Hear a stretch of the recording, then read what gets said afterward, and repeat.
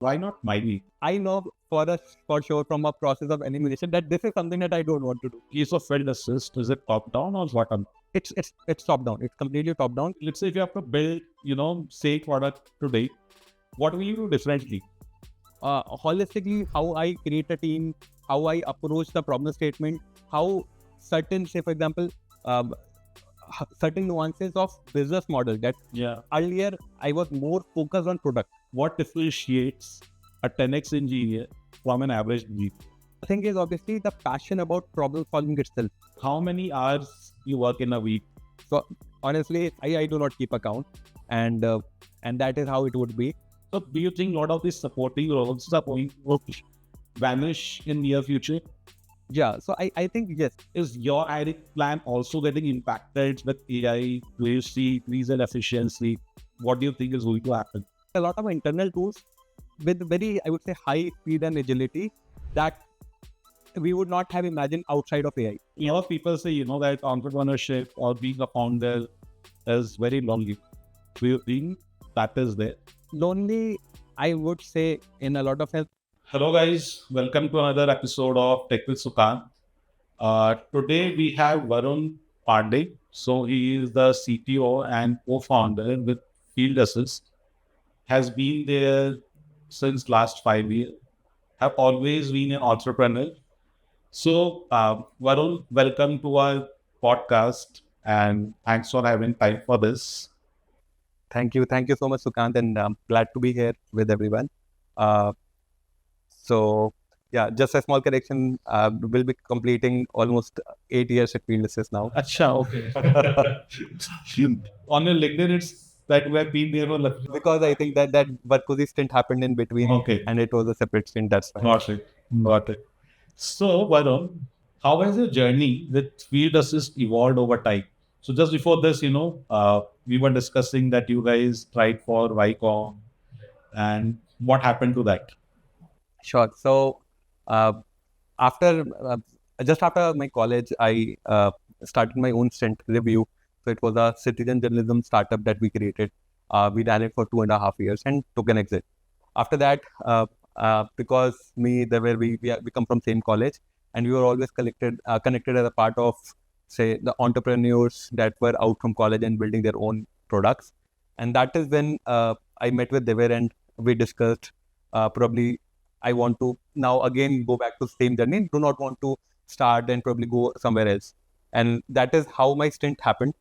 And in I would say how I approach roles personally is I follow a process of elimination. So, for example, you are good at 4 things, 5 things. What you should do is, how I believe is, try it with one thing that you feel that you are good at and you want to do.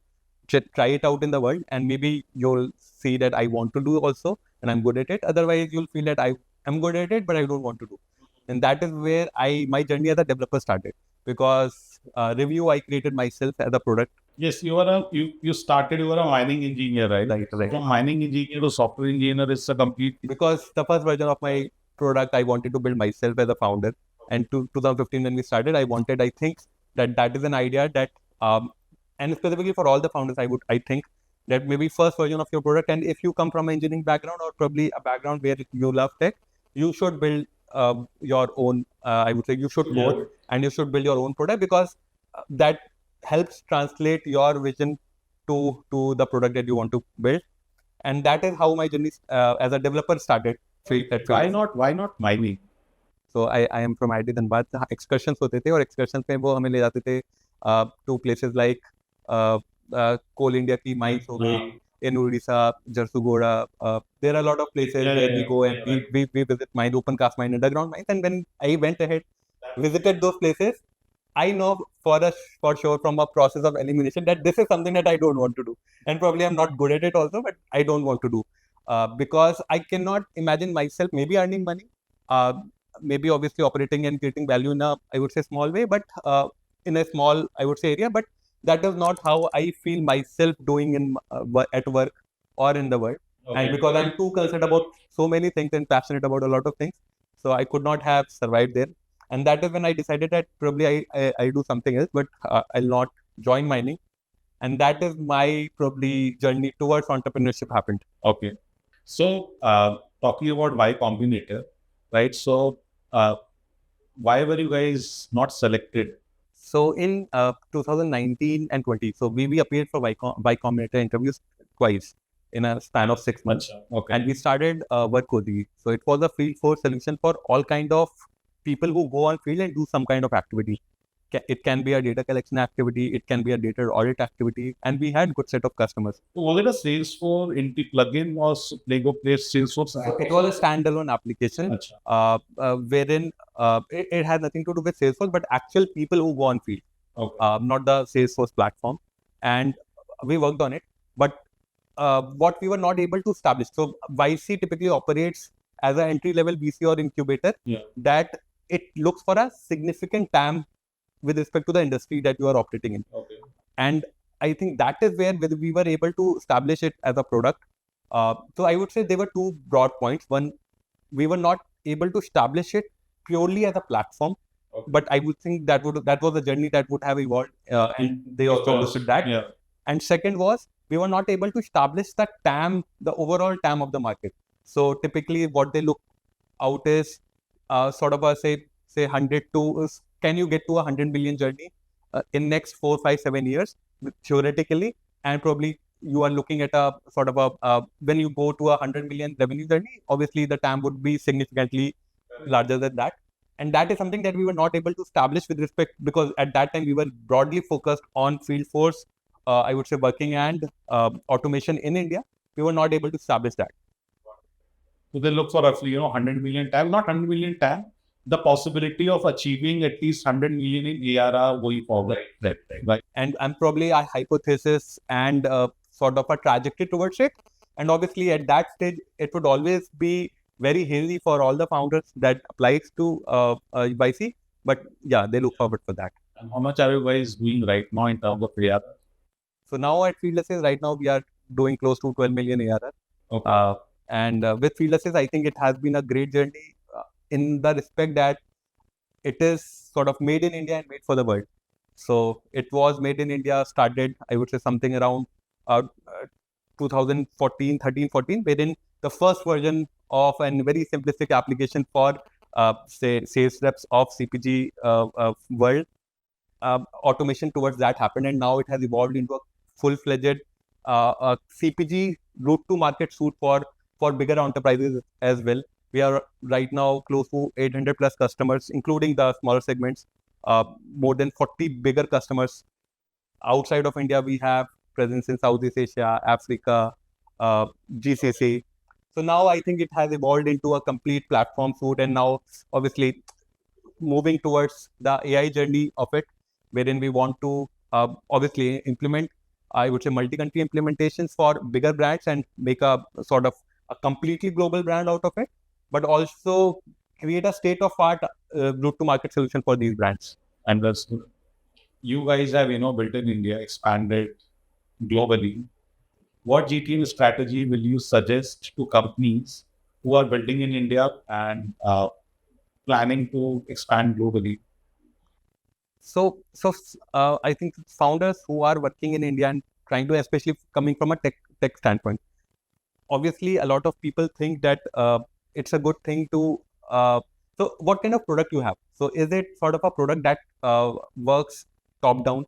So for example, you have to sell it to sort of say leadership chair, and then only it can be used within the organization, or is it a bottom up project or bottom up product? For example, I would call Asana, Notions, or say a lot of, I would say, tools that come up. These are bottom up. So a single person can use it, realize the value of it, and then it can expand within the organization. So if you have a bottom up product, obviously I would say a lot of, say, it is very suitable for North America as a market broadly, because that is how that geography also works. So that is one, I would say recommendation I have. Within India also, bottom up products do not generally do well until unless they have a established brand equity. That it is genuinely a good product and establishing a good value. In India, typically the good products that have been able to work out has always been say top down. but then obviously it has a longer sales cycle. So you have to operate with a certain set of revenue multiplier and all those factors. So I think broadly it depends on that factor. And then from ABMs to, I would say, to sort of attending events to probably engaging your audience on the right platform. I think there are broad set of, it's a complete whole subject altogether. But I would say the structural point is something like that. Okay. So, how is, in case of FieldAssist, is it top down or bottom down? It's top down. It's completely top down because typically, say for example, we have bigger brands. Say for example, Haldiram is one of our bigger customers, and they have close to 10 to 15,000 reps that are working in the market, and they are the end users of the customer. But technically, those users are not a customer. Typically, the segmentation is different. So users are end users who use their application, but customer is something that pays for it and probably also use, say, other peripheral services of the platform with respect to insights, with respect to strategy. Yeah. So that is how it is segmented. So for us, it is always top down because then, say, a chair like CIO or CDTO, Chief Digital Transformation Officer, or sales head, these are the people who take decisions in our case and evaluate based on their strategies and then go into the implementation. So in your journey, what you have seen typically works, when you are selling directly to leadership or the CEOs? I think part of the leadership, but eventually I personally do not like selling a lot. Obviously, that's why I'm just here, wherein I like building products. I like implementing cool stuff. And eventually, obviously, in FieldAssist now, I think specifically at the RFP, I would say stages, wherein we are doing security RFPs, technical architecture discussions with respective, I would say, chairs. That is where broadly my role comes in. Okay. And then there are other co-founders, Nikhil, David, Chitraj. I think these are the people who are genuinely good at, I think, probably selling. But coming to your question, I think what helps is obviously we started with certain set of customers and we have established value. And because obviously it's a relatively small world, and when say same set of chair probably goes from one organization to another organization, it helps. Yes. Because you have established sort of for that chair, you have established a relationship game. Right. And you have established value. Yes. So I think when the person goes and he also wants to establish, I would say, improve or bring efficiency within his team or chase some strong goals, I think he has a trust in a specific product or solution, and then that helps us. So I think at a core, when we say it's a very stereotype or a cliche, but giving value and tangible value to the customer with respect to your solution, it helps. Yeah. Talking primarily about, let's say about the Indian market or overall the South Asian market, they look for a lot of, free POCs, trials, right? Compared to other more advanced markets like North America, Europe, where they have that willingness to pay. So, where you guys find it easier to sell your product geographically? I think because we have always been India first, and specifically first 7-8 years of our 7 years of our existence, we were broadly in India. So India has been a good market for us with that respect. And if I talk, so obviously you get some good multiplier with respect to revenue in other geographies because of obviously dollar pricing, but so typically a very North America type market, how do they operate is they engage with the say a product company at a very later stage. Yeah. They do all kind of due diligence themselves. A lot of compliances comes into the picture, right? It's not that easy to... Compliance is now that in our journey it also comes. So, for example, we are SOC 2 compliant, we are ISO 27001 compliant, we are in fact GDPR compliant, because now that we are engaging with say Fortune 500, yes. So we have to be compliant across the board. Otherwise, we won't be able to work or will not be eligible to work. Yeah. But they interact. So these so personas interact. Say North America persona, they interact very late to the product. At that time, until that time, they have done probably everything from their aspect. What is their need? What is the solution they seek? What are the competitors? I think they have a lot of clarity on what they want, and they are not just exploring. They'll come to you directly. Like, this is what we want. These are 5 pointers that we need your product or we need your services to fulfill. If you can do that, then fine. In India, typically what happens is the first thought is today. I think that I need a solution related to endpoint security. Yeah. If I even talk in my context, I think the first instinct for us as a culture, as a sort of a society, is that we probably ask someone or reach out someone, and probably we want them to educate us what is their offering, what is Yes. they're doing. So that is how we In operate. India, discovery is more of a collaborative approach, Right. versus, and Exactly. Very yeah. good. Yeah. So it's more of a collaborative, discovery happens together. Even I'm not clear what I exactly want, right? Help me figure out, Right. what it can do and how it can help create value for me. Correct. Versus in North America or Europe, where they have a very clear set of mandate. This is what is required. Right. Yeah. You are partly serving as a CEO as well. CTO, CEO, two completely different, ends. How do how do you make it work? So I think operational efficiency is something that at a certain stage, say for example, in a journey to 0 to 1, 1 to 10, and probably 10 to 100, FieldAssist today, I think now has established, because at the scale we have, I think we have even established 1 to 10 journey.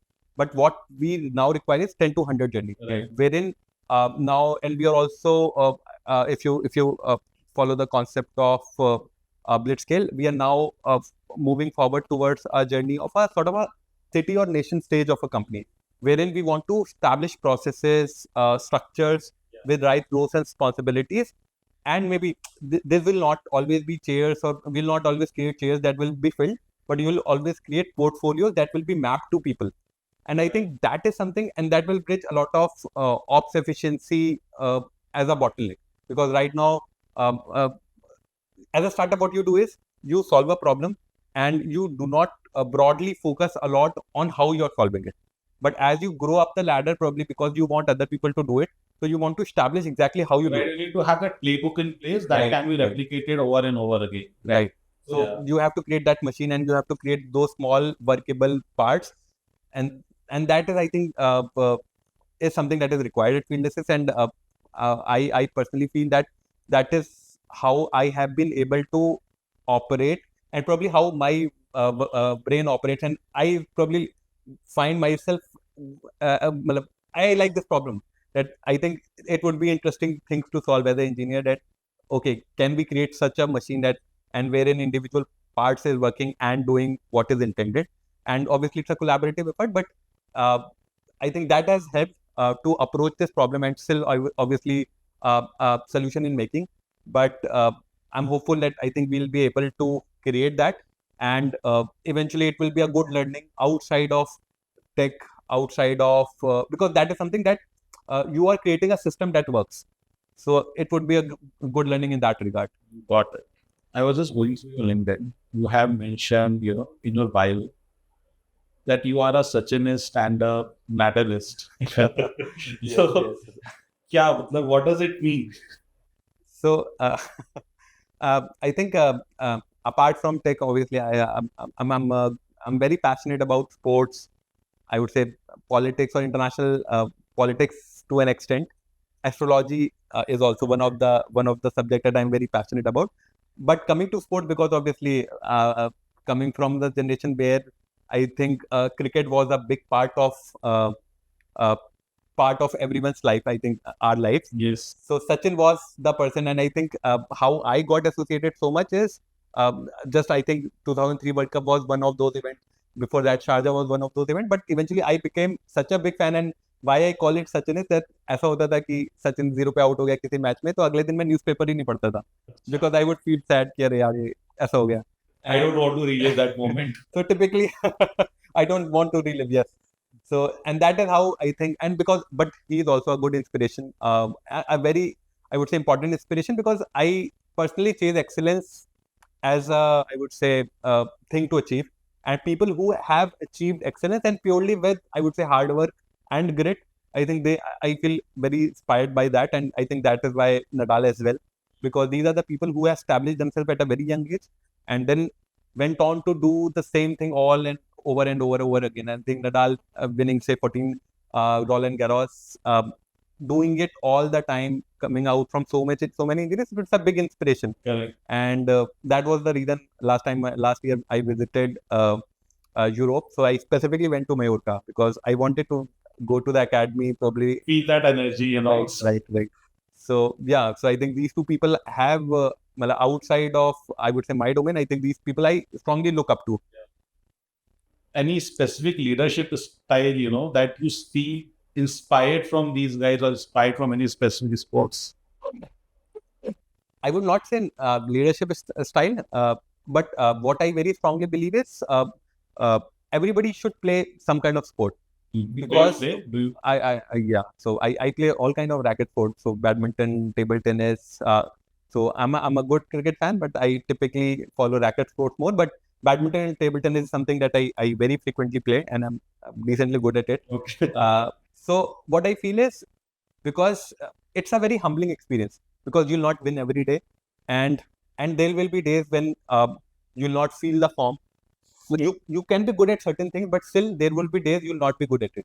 So it makes you humble and realize that not everything is your control. And sometimes, even if you are not feeling well or in your best form, but just doing enough matters. So it teaches you a lot of, I would say, leadership or probably life skills. Say, for example, you are down, say, in badminton, say 15 to game or 10 to game, and can you come back? And when you have those moments and probably win those matches, you lose some matches, you lose some very close matches, but eventually it teaches you a lot. And that is how I also operate. And when you say play team sports in sort of doubles, and then you have a partner who could be good at, say, could be better than you, could not be better, but you try to interact and then evolve your strategy. How to strike that balance as well. Right. Yeah. So that teaches you a lot of things. So I personally feel that everyone should probably try and do something of that sort. That helps a lot and gives you perspective. One instance, जहाँ पर you stressed a lot about it back in time, at that time. But when you look back, you realize, it was not worth it. So I think something of, it's not exactly this has happened, but I think it has happened to me differently. Wherein, say, for example, in my first startup at a review, wherein we started a citizen journalism startup, and wherein the idea was to allow people to report anything that they feel is not well. So idea was, you can so today you can review a restaurant, today you can review sort of maybe a piece of clothing or You can review anything. Yeah. Today, you can review literally, right from food to a location to a place. Correct. Right? So, कुछ भी आप कर सकते हो review, right? So at that time, the intent was कि you can review, say, for example, can you go and review a road? Can you go and review sort of a public space? Can you review? So intent was, you can review anything. That hence the name review. What we were not able to establish it. So when I was very passionate about this idea, but I would say just coming out of college, I was pretty naive as well, in a way that I could not have, I did not have skills to Make it happen. Yeah, so make it happen. So from a financial aspects to the importance of revenue model, because I think that was the time when a lot of B2C startups were coming in. Then probably the trend of the industry was maybe build today and probably revenue later. So if you have to, let's say if you have to build, same product today, what will you do differently? Today, there's no specific one thing that I'll do differently, but I think holistically, how I create a team, how I approach the problem statement, how certain, say, for example, certain nuances of business model that earlier I was more focused on product. Today, I also understand that apart from the product that people see, there are a lot of importance of the back-end things that are still that are not visible to people, but that are very important and critical for the startup to work. And to the earlier question, I think one thing that I did not do and I probably regret. At that time, outside of college, I pitched the idea of review to a startup incubator from Google, and it was based off Thiruvananthapuram at that time. And we got selected. Okay. And from Dhanbad, we had. So I was in Dhanbad, and then I had to come back because my hometown is in Ghaziabad. I had to come back to Delhi NCR, and I think that was the place for it to be, because we were connecting people with their elected representative, that you can review something and we'll get it to your elected representative and get it solved. But we did not go to that place because we thought that I think we know better. But what we realized later, and I think that is something that I probably regret also, that if we would have gone ahead and thought that maybe join it, probably the perspective that I realized or got after say 3 years of my working would have been sooner, and the ecosystem would have helped me get there.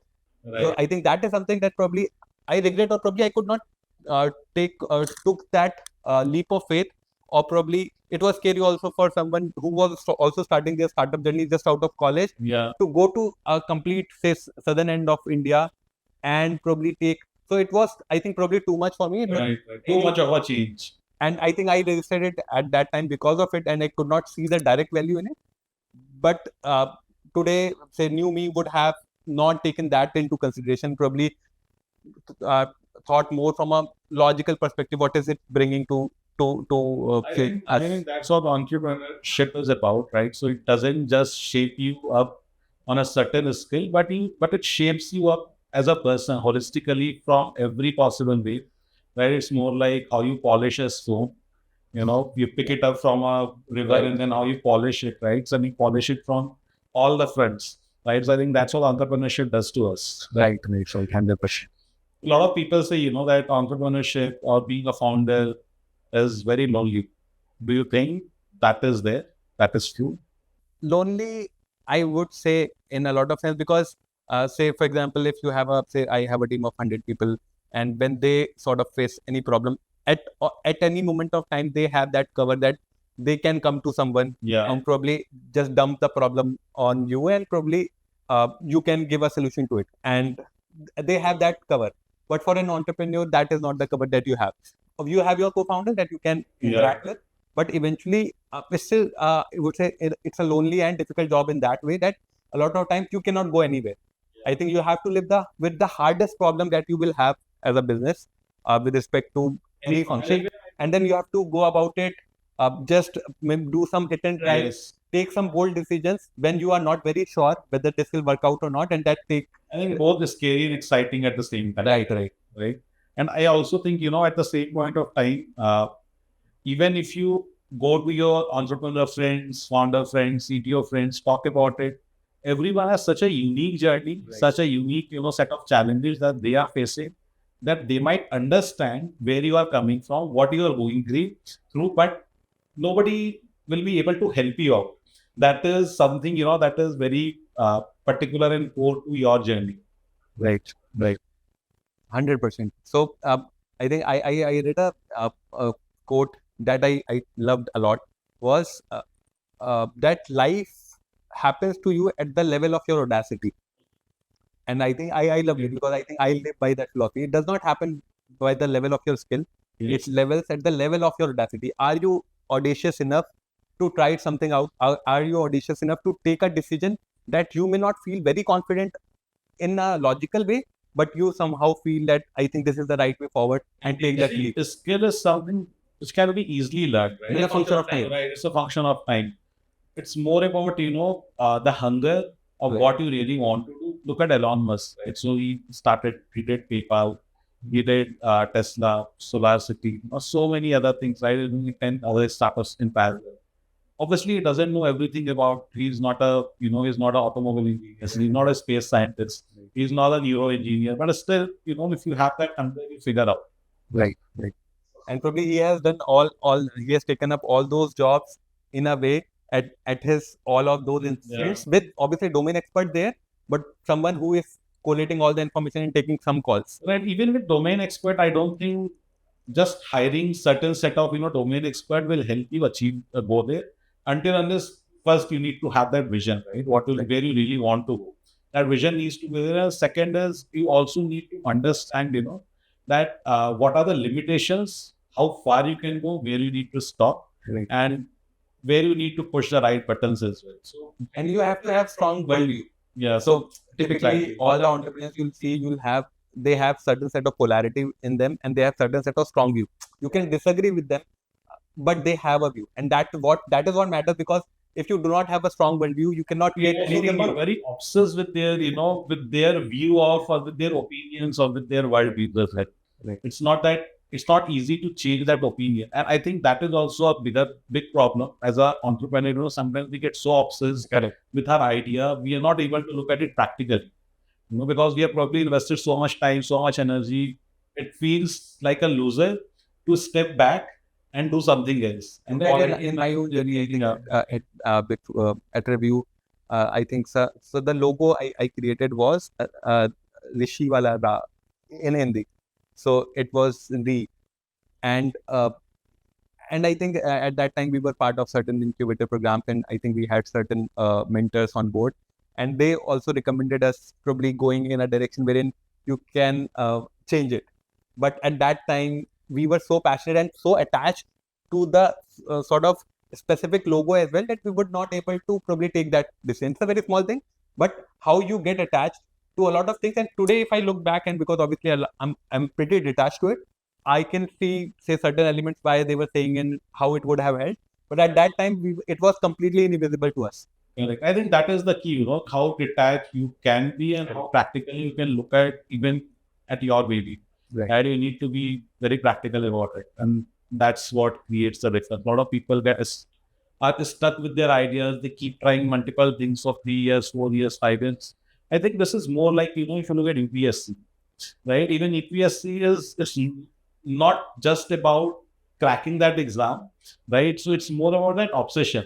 यार मैंने 3 साल दे दिया है, अब 1 साल और दे करके शायद मैं ट्राई कर दूँ, फिर 4 साल हो गए, 1 साल और दे करके ट्राई कर दूँ, because you've already invested so much time that there is so much of baggage. It gets very difficult to get out of when to break that cycle. When to break that cycle, it gets extremely difficult. And I think sometimes it is important. I think I have done in my I think the decision to take an exit was a difficult one, but I think at one moment of time I took that decision. Probably life has turned out to be better, and coming just purely from an entrepreneurial journey, it was not difficult. It was sort of a depressing journey in a way that you obviously took an exit, but you did not want it to happen in a way. You envisioned it in a, I would say, very grand way, and then accepting it that probably because of certain things it's not working. And then today you need to take a backseat and then come back stronger. And that is what I think people take it, not everybody thinks in that direction. People take it in two different ways. One, what you just mentioned, right? You learn from it and then you realize when is the right time to step back, break that cycle and actually step back. Second one is, for the next thing, they'll get even more obsessed. कि यार मेरा पहले वाला नहीं हुआ तो इस वाले को तो मुझे कुछ भी करके करना ही करना है. So I think obviously talking about it is easy. Actually doing that is not that easy, but and then I think you being a serial entrepreneur yourself, I think you'll know it does not matter if you do it twice. It is almost similarly same level of difficulty. It does not change, and that is probably the nature of entrepreneurship itself. Yes, nothing changes. It just you just have to treat everything as a problem statement, right? And you just have to figure out a way to solve a problem rather than. And there might be certain problem that is not solvable today. It might be solvable 2 years, down the line. But then you need to have that realization कि भाई अभी मेरे को इसे पार करना है. ठीक है, I'll again revisit it in 2 years, 3 years down the line. Right. या फिर ये भी लगता है कितनी बारी करके कि भाई पॉसिबल ही नहीं है. Right. मैं इतना ऊंचा कूद ही नहीं सकता हूँ. Right. So it's also someone's person's potential as well, right? So having that self-realization, self-awareness is also important. Correct. From this, you must have worked with engineers at all levels, from 1x to 10x to 100x engineers, right? So what differentiates a 10x engineer from an average engineer? One thing is obviously the passion about problem solving itself.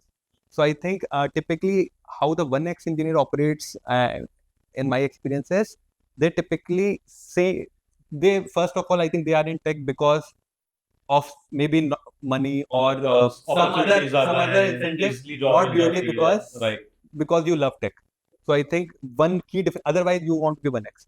So I think one is that key differentiator. Second is obviously there are two set of people. One is when you push them, they gain velocity. Yes. And there are other set of people, when you push them, they gain acceleration. So I think these are two very... So those people who gain velocity, I call them 1x because every time they need a push because there will be friction and eventually they'll come again back to zero and you have to push them again. Consistent push chahiye hota hai. And the people who gain acceleration are the people who I call 10x engineer because I think you show them one path and they come back with 10 others. And they keep doing it repeatedly.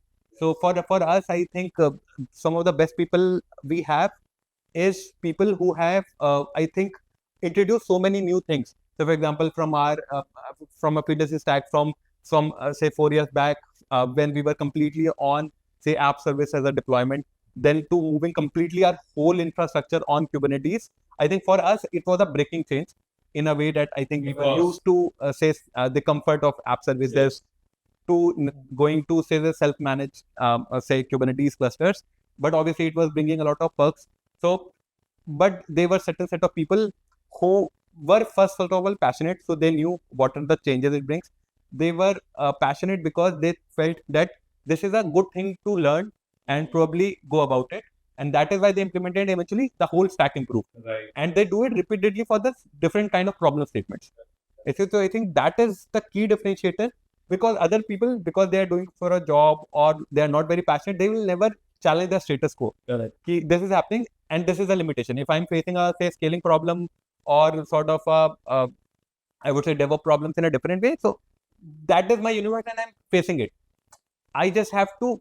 They probably a lot of time accept it as a. Right. And also, I also want to add a third kind of engineer.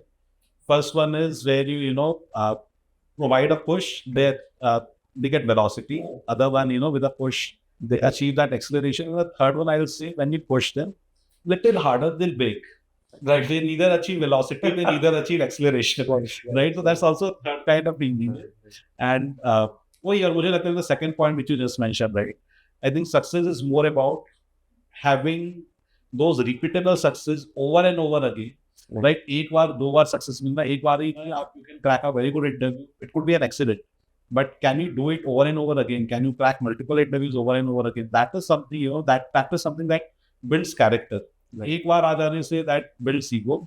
Correct. Right? And बार बार आने से that builds character. Right. FieldAssist, I think what we have done. So I think specifically when I took over, I would say this responsibility of CTO as well. I think that was the time when most of the attrition in the industry was happening. We were 30 odd people team, and तब तो ऐसा होता था कि कोई message करे कि sir बात करनी है ना, so I used to feel scared कि मुझे पता है कि बात ही क्या करनी है, कि या तो ये ऑफर आ गया या कुछ और हो गया या फिर probably someone has decided, and that was the complete norm of the industry. And I think that was the time we improvised. We improvised in a way that probably can be looked at, say, hiring, say, freshers or interns or people who had a sort of a break in a career. We sort of improvised and went ahead to those people because I think those were the people who had a break, but they were eager to come back and you could sort of give them an opportunity, and it worked out for us. But overall, we, I would say, managed the whole situation pretty well. So obviously, we had our own share of exits and that was unavoidable. But overall, I think that improvised strategy helped us create a, I would say, long-term, I would say, pool of people who were obviously very grateful because we gave them opportunity, and then they did their own part with respect to sort of delivering value. And because these people are very hungry to prove themselves, so they went ahead and diversified themselves also into a role. And as we were discussing earlier, they were more attached to the problem statement than to the role itself. Right. And eventually for them also the growth eventually followed in different ways. So I think that has helped us in that direction. And then from 30 people to today, sort of eventually we are right now 140 odd people. And I think we had our own share of journey wherein we had to create structures. So earlier we were sort of a very flat hierarchy in tech. And then a couple of years beyond, we created sort of a L1, L2, L3 hierarchy. Today we have a 7-level hierarchy in tech. And I think that was our journey wherein when to segregate what was the call earlier. And then there was a time when we reached a point wherein we felt that we cannot just have solution delivery or probably enterprise delivery as a part or roadmap just as sort of the element of tech. I think the core engineering, wherein you build the practices, wherein you ensure that sort of someone who is purely looking at the code base from a geek or tech angle, not from a perspective whether it has to do a delivery on time, it has to sort of solve a problem. I think we segregated that as well, and I think that was from the tech perspective, right? And that worked out well for us. I think, but it was a bold decision. So, say for example, taking some of your best engineers and taking them out of the complete value chain and just giving them the liberty that, okay, you can take certain calls, you can probably interfere in certain processes, you can call out people. I think that is still for us a process that's still maturing, but I think that has helped us a lot. And I think a lot of people, especially if people are watching and you are at a stage of company, I think that is where you would reach a point wherein, because of the sort of when you reach PMF, I think the good part is you are getting so much of work that you have nowhere to go. Obviously, and that's a good problem to have. But from a tech standpoint, as a leader, if you see what is happening is you are adding so many lines of code in your code base on a sort of a daily basis, and you are shipping so fast that things will break. And if it is not breaking today, it may break 6 months down the line. And you have to preempt it to ensure that the good customers or big customers that you are onboarding, you do not create a bad experience for them in a long run. And that is where I think those calls has to be taken preemptively, and that probably will help. Yeah. So attrition, talking about attrition, what I used to do, I do it today even as of now. I created a very simple policy that, if you are coming to me with an offer, please go. Offer लेकर क्या होगा तो यार मैं कुछ नहीं करूँगा, तुम चलेगा, कोई दिक्कत नहीं है, वही फिगर आउट क्या करना है. But if you really want to stay, पहले आकर के डिस्कस कर लो.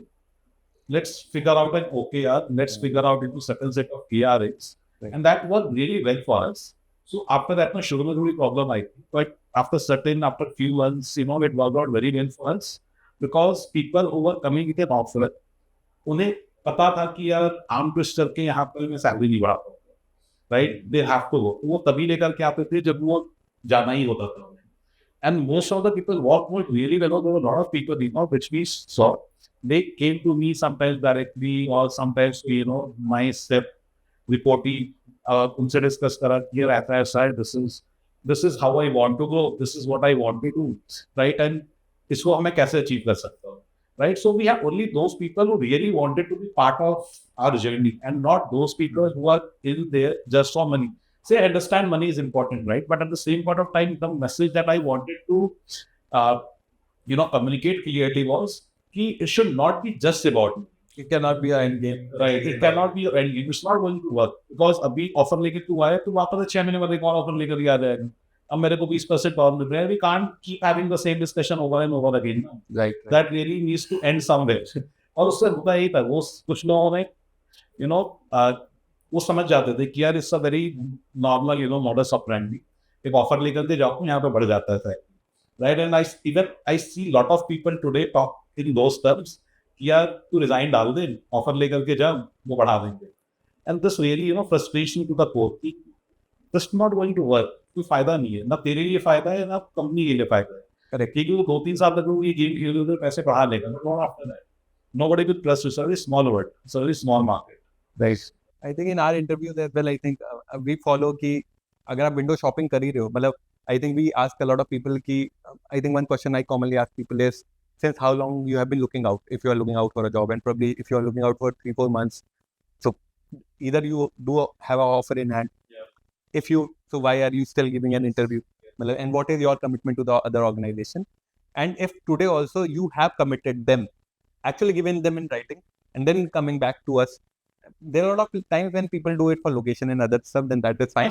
But if you're doing it, I think there is no way I can trust. Just doing window shopping, you just offer shopping, that doesn't work. And see, इसमें थोड़ा problem ना companies type he. In India, we have such long notice periods, right? 3-3 महीने का ना लोग ये सोचते हैं कोई भी offer अभी ले लो, right? तो offer लेने के बाद I'll have that safety net. Correct. और फिर उसके बाद start looking out for something which I really want.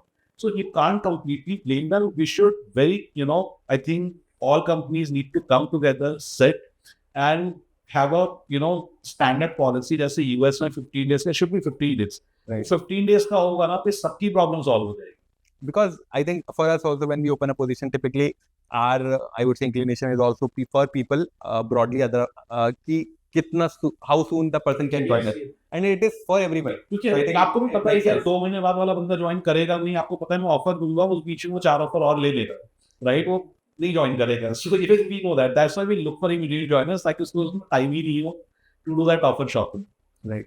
I think what has worked holistically also for us is, I think in last 3-4 years, we have been able to build a culture. So, for example, in FieldAssist, attrition in tech is almost 3%. And that is also sort of voluntary attrition in a way that I think we discuss with the people person that it may not be working out because X, Y, Z reason. And broadly, it has worked out because of sort of, obviously, one is flexibility with respect to the work, and obviously we focus more on the value that you are providing as a person, and to an extent is the flexibility to work on new things that you want to implement, flexibility to introduce a new stack if you want to do. So I think for a person in tech, I think autonomy with respect to how he can probably treat his code base, although obviously the value you are delivering is fine, but I think we give people a liberty to obviously implement 4 new things, and it is okay. Right. And maybe spend say eventually That window to explore few money on their DevOps. aspirations as well. Right. So a lot of, I would say, cumulative effect, and that has helped that we have seen people leave us and probably go out to the Amazons of the world and then come back to us again. Mhm. And because those were also the people who started a career with us, probably worked for us for 3-4 years, and they eventually went ahead in a very good organization outside, and then came back to us because what they realized is overall the ecosystem and probably my work to the eventually value I can see that whatever work I'm doing, and eventually I can see the value it. So, for example, SalesRep is using, and eventually I'm creating a real world value to compare to, say, likes of Amazon or Microsoft, wherein people are doing work, but they are not able to establish ki how am I, my value, work is creating a value, because they are not able, it's so much, I would say, there's so many lines of hierarchy to that they are not able to see that. And I think people value that. Good people value that. And how about, with AI, we keep hearing news of layoffs across Amazon, Microsoft, across the world, right? So, is your hiring plan also getting impacted with AI? Do you see increase in efficiency? What do you think is going to happen? So, I think what we did is at FieldAssist, I think last 3-4 quarters, we have significantly adopted certain AI tools, specifically the likes of Windsurf, Cursor. So not specifically Cursor, I think we as an organization use Windsurf a lot. And what we have been able to establish is in certain set of domains, a lot of, so for a company like us, we were, say, there are certain set of processes that were broken and was manual in nature. Yeah. We were able to create a lot of internal tools with very, I would say, high speed and agility that we would not have imagined outside of AI if AI would not have been there. So I think that is one thing that AI has disrupted for us a lot, and we have a decent adoption there. Front end as a technology and new projects as a technology is something that obviously gives a lot of value.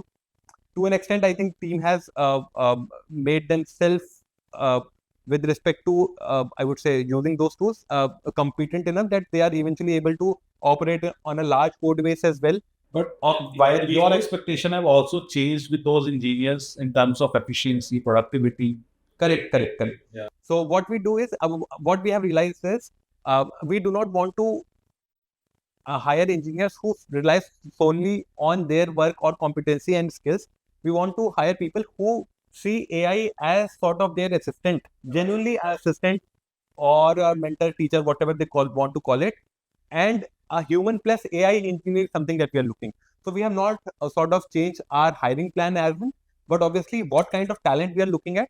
That velocity of delivery is something that has changed. that has increased. So for people as well, I think I do not see, I think probably 6 months before I had a different worldview, but today I think it has evolved and matured in a way that I do not see people directly getting replaced, but the value of people who are embedding AI into their work very, very strongly, their value will get significantly increased, and others probably may not even be able to find a good job, because that is how the world would be. Right. So do you think a lot of these supporting roles, in companies like PCS, Infosys of the world, they typically a lot of system admin roles and all these kinds support roles basically. Do you think these roles are going to vanish in near future? Yeah, so I think yes, those kind of roles. So for example, I'll give you our own example. So we establish a DevOps team, and right now we are able to do our DevOps with sort of a one full-time person plus 2 interns, because of the very, I would say, very exhaustive, vast tool called Cubico that we created in-house. And now we are also opening up it to the whole world. Achha. And otherwise, if this would not have been the case and AI would not have been present, I think it would have at least be 6-7 people team. So today, efficiency in that regard has come, because now I was able to delegate a lot of complexity to AI, and now obviously I need certain people with good skill set to monitor and use it. But I think those kind of efficiencies definitely it is bringing. And similarly, to an extent, say organization like TCS, Infosys, wherein this is happening at a massive scale, I think those kind of jobs are definitely at risk. But if you are able to use and implement AI and sort of do the same role efficiently, so those are the people who will get the job. But people who still think that I would do it very natively and I would say very manual way, I think those are the people who have their jobs at risk. See now, this mass hiring drives from these companies have already stopped, right? That is not happening anymore. So how do you envision the job shifting happening, for these guys who do not adapt to this? And obviously, majority of them will not adapt to this. Correct, right? correct. And they'll adapt until it's too late, or until it becomes so much of a trend, then it would be late. And probably, because most of the work that these guys are doing is easily replaceable. If you look at companies, content team have typically, shrunken by 50-60%. Instead of 4, they just have 1 people, because all the heavy lifting is done by AI. You just need to find you. Right. What is going to happen to these guys? Do you have any theory around this? With respect to them, I think it's difficult. So I think I do not exactly have a theory. Obviously, I also sometimes feel so I would not say use the word scary, but obviously uneasy about it. That sort of in a country like India, what would happen when I think this see a lot of new roles are also jobs are sprouting up, like prompt engineers, etc., etc. I think these are very transitionary roles. Probably 2 years down the line, you may not see it in a sort of a same way, and probably not in the same quantum. Because say, for example, the ratio could be 10:1 or 100:1. So for every 100 job loss, probably a 1 role would come up in this category. So I would say certain blue collar jobs, and especially at a very, very low level, would definitely get sort of erased. I do not see them in any other way, because that would be the part of efficiency that AI is definitely bringing. But purely to the engineer's role, to a person who is doing the coding, I do not right now see it eliminating altogether, because the level of the output and the level of code would drastically change, but it would not eliminate. So I would say the overall the concept of bad engineers will sort of reduce, or the threshold would change. So good engineer will become a significantly good engineer, and sort of a bad engineer will become the good engineer. I probably think this is also going to impact a lot on how people think, because people will stop thinking, right? So even today, all the grunt work, we really don't even put in a lot of thought around it. But I think we have already done it earlier, so it's okay for us. But for the newer generation, when they are completely dependent on AI, completely dependent on machines, right? So with the invent of so many machines, right, so our physical health went for a toss. With the AI, our mental health, do you think it will also go for a toss? I think obviously it will impact, and it's very difficult to predict that way. But what I feel is it is good also in certain ways, that we are abstracting a lot of things that was there, but it should not have been there. So for example, syntax from C# to Node.js to any other language, to Go to any other language that you talk about, it was any which way sort of a unnecessary thing that was there. And eventually it was limiting someone's ability to solve a problem in certain ways, in a more efficient way, because he did not know a syntax. I think AI eliminating that part has been a super I would say good thing for everyone in the industry and everyone in the world. Then democratizing problems, or say for example, if I would have been a student at this time today with all the AIs and GPTs of the world, I think I would have been a significantly more, I would say, intelligent or aware, because I would have known answer to a lot of questions, because otherwise I did not had any means to know it. So I think in that way, I think it has been a very well, apart from all the tangible things that we are working upon, this is a very different way where AI is affecting everyone. But I think, this is going to impact the mental health a lot because, like I said, with the industrial revolution, it led to a lot of lifestyle diseases, obesity, right?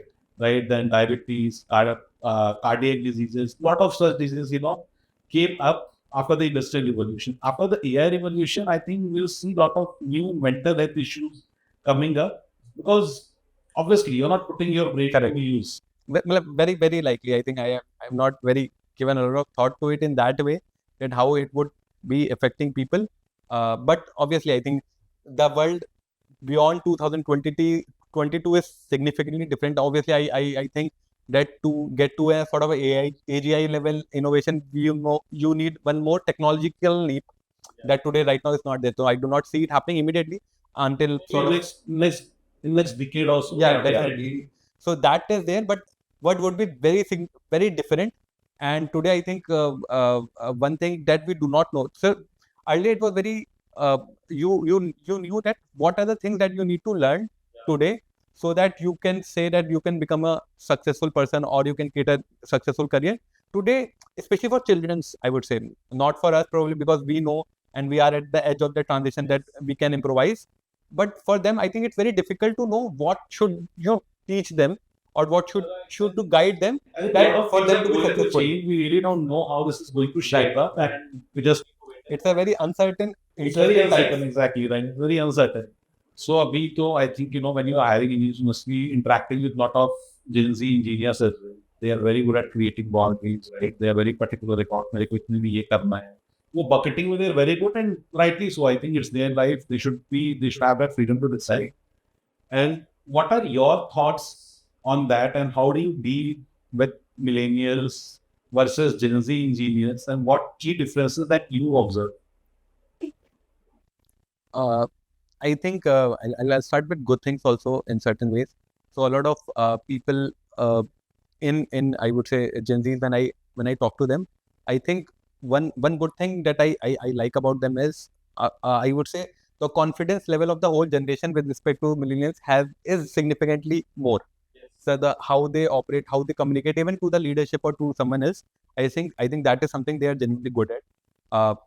They're good at communications in general. They're good at communicating. Obviously, you said boundaries. They haven't seen probably that kind of adversity, right? Like what millennials have seen. So I think that is sort of because they have born and brought up in a more healthier way. I think that is that reflects in personality as well. Yes. In certain ways, they are obviously multidimensional also in certain skills.